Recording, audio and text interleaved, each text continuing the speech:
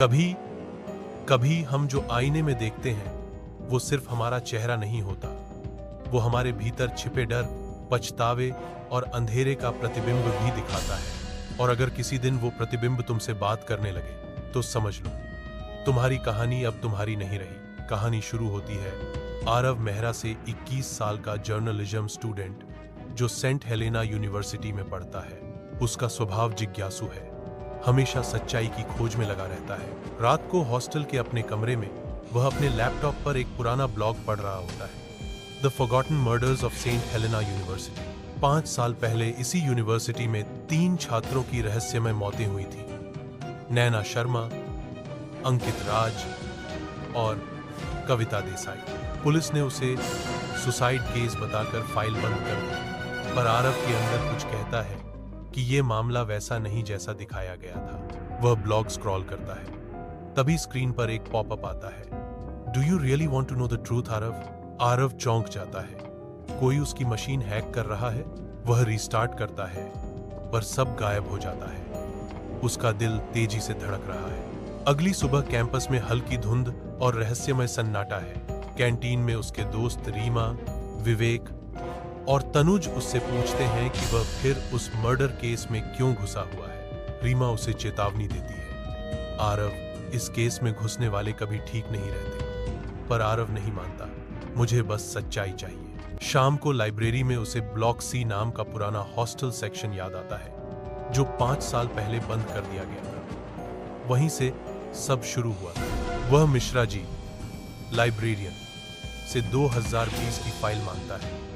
मिश्रा जी उसे धूल भरी फाइल देते हैं और कहते हैं, बेटा, जो बातें दफन हैं उन्हें वहीं रहने दो। पर आरव फाइल खोलता है, 3 छात्रों की तस्वीरें और कविता की फोटो के पीछे लिखा है, अगर सच्चाई जानना है तो रात 12 बजे ब्लॉक सी आओ अकेले।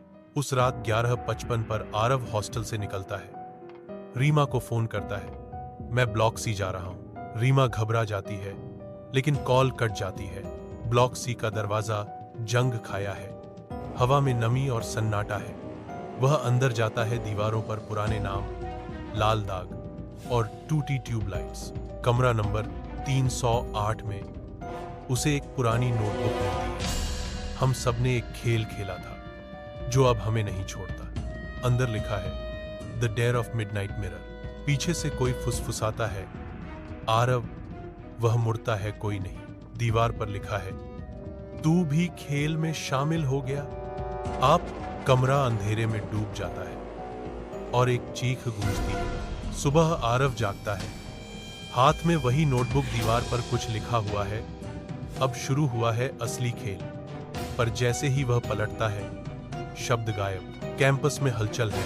तनुज की लाश ब्लॉक सी के बाहर मिली है। सब कहते हैं सुसाइड, पर आरव जानता है यह खेल का हिस्सा है। पुलिस आती है। इंस्पेक्टर देशमुख वह आरव से पूछताछ करता है, तुम दोनों रात को वहां क्या कर रहे थे? आरव चुप रहता है। विक्टिम फियर कमिंग सून, और नीचे लिखा है, मिडनाइट मिरर नेवर फॉरगेट्स। वह वापस मिश्रा जी के पास जाता है। मिश्रा जी बताते हैं, 5 साल पहले 3 छात्रों ने आधी रात मिडनाइट मिरर नाम का रिचुअल किया था। 12 बजे आईने के सामने अपने डर का नाम बोलते थे। आईना उन्हें उनका डर दिखाता था और 7 दिन के अंदर वो मर जाते थे। आरव और रीमा स्टोरेज बेसमेंट में जाते हैं, जहां वो आईना रखा है, टूटा हुआ पर अजीब ऊर्जा से भरा। जैसे ही आरव उस पर टॉर्च डालता है, आईने में उसकी परछाई मुस्कुराने लगती है, पर असली आरव स्थिर खड़ा है। रीमा चीखती है, आरव, तेरी परछाई। आरव पीछे मुड़ता है, कोई नहीं। आईना धीरे धीरे हिलता है, दीवार पर उभरता है। अब खेल शुरू हुआ। उस रात ब्लॉग पर नया पोस्ट आता है, विक्टिम 4, आरव मेहरा। रीमा कॉल करती है, कोई जवाब नहीं। वह दौड़ती है उसके कमरे तक। आईने पर लिखा है, he chose to see. CCTV में दिखता है, आरव रात 2:35 पर अपने कमरे से निकलता है। कैमरा गड़बड़ाता है। एक फ्रेम में 2 आरव नजर आते हैं, एक जो बाहर जा रहा है और दूसरा जो मुस्कुरा रहा है। अगले दिन रीमा अपने फोन की पुरानी वीडियो देखती है बेसमेंट की। आईने में कविता का चेहरा दिखता है। कौन सच्चाई जानना चाहता है?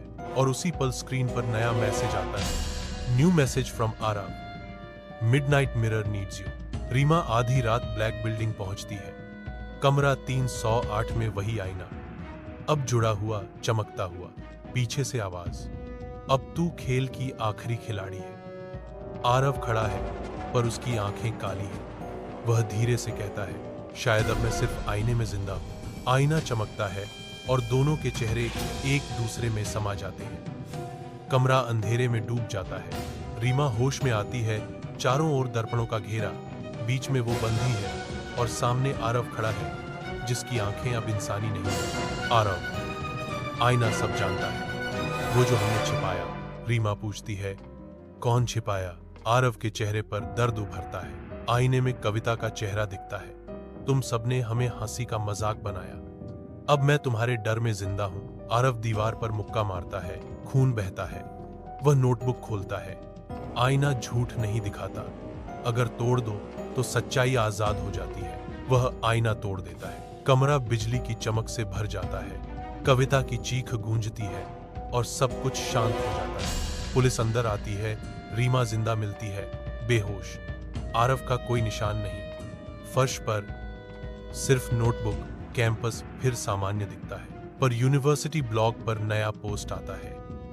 They thought it ended, but mirrors remember. नीचे रीमा की तस्वीर। रात को रीमा लैपटॉप पर वही ब्लॉग खोलती है, टाइप करती है, आरव, अगर तू जिंदा है दिख जा। स्क्रीन पर टाइप होता है, टर्न अराउंड। वह धीरे से पीछे मुड़ती है। आईने में आरव खड़ा है, मुस्कुराता हुआ, पर कमरे में कोई नहीं। आईने में उसका प्रतिबिंब बदलने लगता है। चेहरे पर आरव की झलक और लैपटॉप पर आखिरी लाइन चमकती है, the reflection has a new face. कहते हैं सेंट हेलेना यूनिवर्सिटी के ब्लॉक सी को तोड़ दिया गया, पर जब वहां नया हॉस्टल बना तो हर नए कमरे में लगा आईना पहली रात एक अतिरिक्त छाया दिखाता है। कुछ कहते हैं वो आरव है, कुछ कहते हैं वो कविता, पर असल में वो सिर्फ मिडनाइट मिरर है, जो हर नए चेहरे में अपनी अगली कहानी खोज रहा है। मिडनाइट मिरर कभी खत्म नहीं हुआ, वो बस अगले प्रतिबिंब का इंतजार कर रहा है।